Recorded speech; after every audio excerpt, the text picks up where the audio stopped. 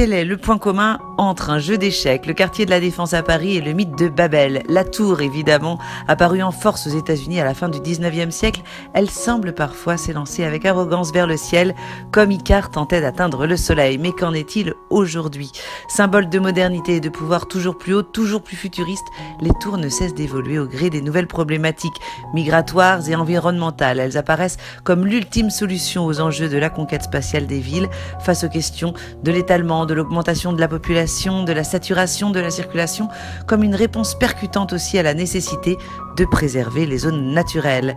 Et effectivement, elles prennent moins de place au sol. Et l'exposition organisée par la ville d'Azel-Rideau à 2 pas du château, soutenue par le FRAC de la région Centre-Val-de-Loire, entend bien revenir sur la fabuleuse histoire de ces architectures vertigineuses. Plus de 40 œuvres et projets d'architecture expérimentale se déploient sur 180 mètres carrés sous la forme de maquettes, dessins, collages, films, nous offrant un parcours dans l'imaginaire architectural et urbain de l'après-guerre à aujourd'hui.